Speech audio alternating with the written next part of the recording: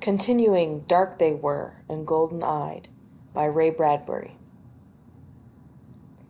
In town, on the shadowy step of the grocery store, the men sat with their hands on their knees, conversing with great leisure and ease. Mr. Bittering wanted to fire a pistol in the air. "What are you doing, you fools?" he thought, "sitting here? You've heard the news. We're stranded on this planet. We'll move.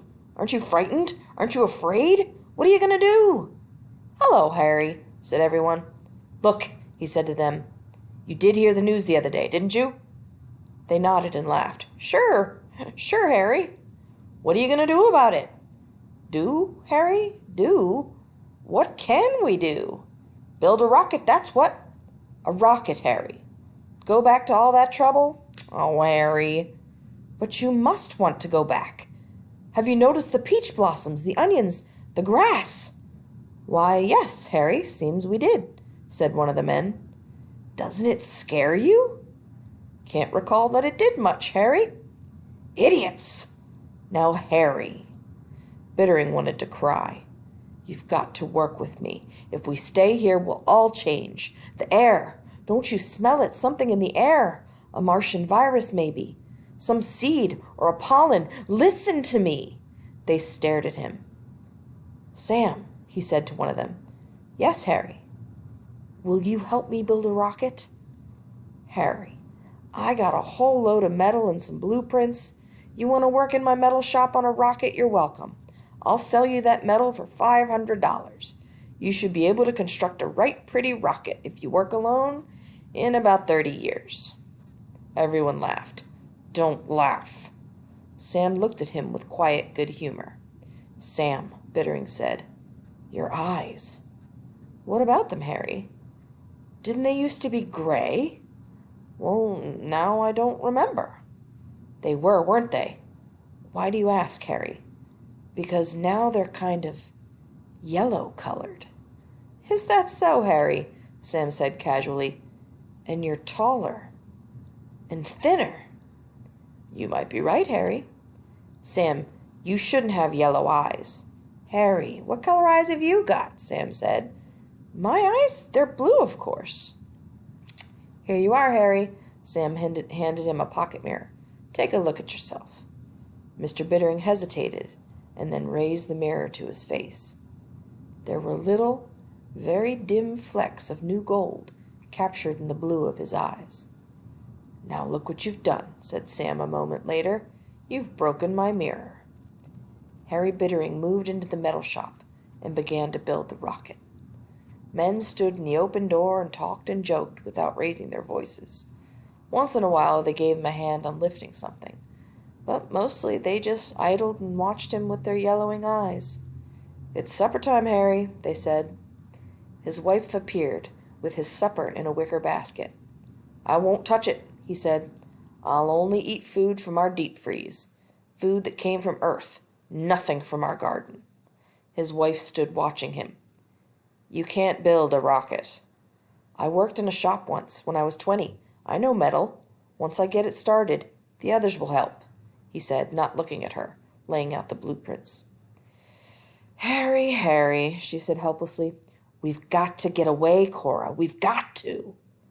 The nights were full of wind that blew down the empty moonlit sea, meadows past the little white chest cities lying for their 12,000th year in the shallows. In the Earthsman settlement, the Bittering house shook with a feeling of change. Lying abed, Mr. Bittering felt his bones shifted, shaped, melted like gold. His wife, lying beside him, was dark from many sunny afternoons. Dark she was, and golden-eyed, burnt almost black by the sun, sleeping, and the children metallic in their beds, and the wind roaring forlorn and changing through the old peach trees, the violet grass shaking out green rose petals. The fear would not be stopped. It had his throat and heart. It dripped in a wetness of the arm and the temple and the trembling palm. A green star rose in the east. A strange word emerged from Mr. Bittering's lips. "Lort. Lord. He repeated it. It was a Martian word. He knew no Martian. In the middle of the night, he arose and dialed a call through to Simpson, the archaeologist. Simpson, what does the word Lord mean? Why, that's the old Martian word for our planet Earth. Why? No special reason. The telephone slipped from his hand. Hello? Hello? Hello? Hello? It kept saying while he sat gazing out at the green star. Bittering, Harry, are you there? The days were full of metal sound. He laid the frame of the rocket with the reluctant help of 3 indifferent men. He grew very tired in an hour or so and had to sit down. The altitude, laughed a man. Are you eating, Harry? Asked another. I'm eating, he said angrily. From your deep freeze? Yes. You're getting thinner, Harry. I'm not. And taller. Liar! His wife took him aside a few days later. Harry, I've used up all the food in the deep freeze. There's nothing left. I'll have to make sandwiches using food grown on Mars. He sat down heavily. You must eat, she said. You're weak. Yes, he said. He took a sandwich, opened it, looked at it, and began to nibble at it. And take the rest of the day off, she said. It's hot. The children want to swim in the canals and hike. Please come along. I can't waste time. This is a crisis. Just for an hour, she urged. A swim will do you good. He rose, sweating. All right. Leave me alone. I'll come. Good for you, Harry. The sun was hot, the day quiet. There was only an immense staring burn upon the land. They moved along the canal, the father, the mother, the racing children in their swimsuits. They stopped and ate meat sandwiches. He saw their skin baking brown, and he saw the yellow eyes of his wife and his children, their eyes that were never yellow before. A few tremblings shook him, but were carried off in waves of pleasant heat as he lay in the sun. He was too tired to be afraid. Cora, how long have your eyes been yellow? She was bewildered. Always, I guess. They didn't change from brown in the last 3 months? She bit her lips. No, why do you ask? Never mind. They sat there. The children's eyes, he said. They're yellow, too. Sometimes growing children's eyes change color. Maybe we're children, too. At least to Mars. That's a thought, he laughed. Think I'll swim.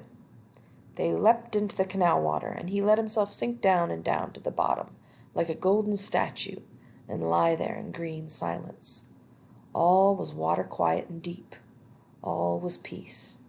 He felt the steady, slow current drift him easily. If I lie here long enough, he thought, the water will work and eat away my flesh until the bones show like coral. Just my skeleton left. And then the water can build on that skeleton green things, deep water things, red things, yellow things. Change, slow, deep, silent change. And isn't that what it is up there?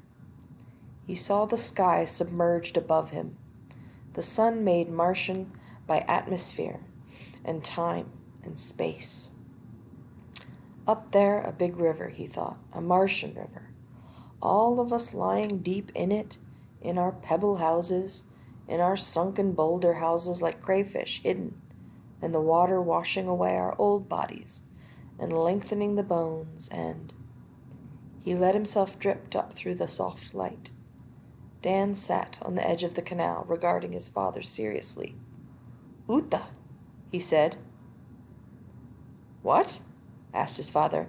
The boy smiled. You know. Utha's the Martian word for father.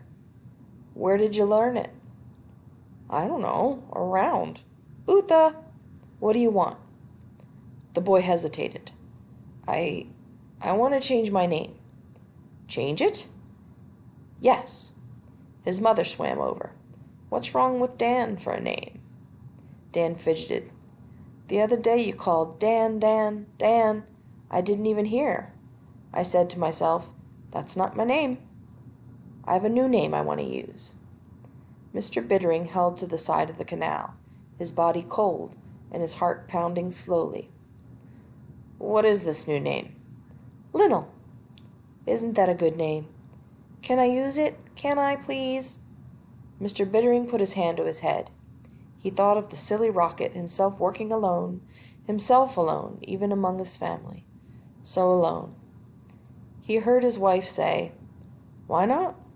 He heard himself say, "Yes, you can use it." "Yay!" screamed the boy. "I'm Linnell! Linnell!" Racing down the meadowlands, he danced and shouted. Mr. Bittering looked at his wife. "Why did we do that?" "I don't know," she said. "It just seemed like a good idea." They walked into the hills. They strolled on old mosaic paths, still pumping fountains. The paths were covered with a thin film of cool water all summer long. You kept your bare feet cool all the day, splashing as in a creek, waiting. They came to a small deserted Martian villa with a good view of the valley. It was on top of a hill. Blue marble halls, large murals, and a swimming pool. It was refreshing in this hot summertime. The Martians hadn't believed in large cities. "How nice," said Mrs. Bittering, "if we could move up here to this villa for the summer." "Come on," he said. "We're going back to town. There's work to be done on the rocket." But as he worked that night, the thought of the cool blue marble villa entered his mind. As the hours passed, the rocket seemed less important. In the flow of days and weeks, the rocket receded and dwindled. The old fever was gone. It frightened him to think he had let it slip this way. But somehow the heat, the air, the working conditions. He heard the men murmuring on the porch of his metal shop. "Everyone's going, you heard?" "All going, that's right." Bittering came out. "Going where?" He saw a couple of trucks loaded with children and furniture drive down the dusty street. "Up to the villas," said the man. "Yeah, Harry, I'm going. So is Sam. Aren't you, Sam?" "That's right, Harry." "What about you?" "I've got work to do here." "Work? You can finish that rocket in the autumn when it's cooler." He took a breath. "I got the frame all set up." "In the autumn is better." Their voices were lazy in the heat. "Got to work," he said. "Autumn," they reasoned, and they sounded so sensible, so right. Autumn would be best, he thought. Plenty of time then. "No!" cried part of himself deep down, put away, locked tight, suffocating. "No! No!" "In the autumn," he said. "Come on, Harry," they all said. "Yes," he said, feeling his flesh melt in the hot liquid air. "Yes, in the autumn. I'll begin work again then." "I got a villa near the Tira Canal," said someone. "You mean the Roosevelt Canal, don't you?" "Tira, the old Martian name. But on the map—" "Forget the map. It's Tira now." "Now I found a place in the Pilan Mountains." You mean the Rockefeller Range," said Bittering. "I mean the Pilan Mountains," said Sam. "Yes," said Bittering, buried in the hot, swarming air. "The Pilan Mountains." Everyone worked at loading the truck in the hot, still afternoon the next day. Laura, Dan, and David carried packages, or, as they preferred to be known, Teetle, Linnell, and Ware carried packages. The furniture was abandoned in the little white cottage. "It looked just fine in Boston," said the mother, "and here in the cottage. But up at the villa, no. We'll come get it when we come back in the autumn." Bittering himself was quiet. "I've some ideas on furniture for the villa," he said after a time. "Big, lazy furniture." "What about your encyclopedia? You're taking it along, surely." Mr. Bittering glanced away. "I'll come and get it next week." They turned to their daughter. "What about your New York dresses?" The bewildered girl stared. "Why, I don't want them any more." They shut off the gas, the water. They locked the doors and walked away. Father peered into the truck. "Gosh, we're not taking much," he said. "Considering all we brought to Mars, this is only a handful." He started the truck. Looking at the small white cottage for a long moment, he was filled with a desire to rush to it, touch it, say goodbye to it, for he felt as if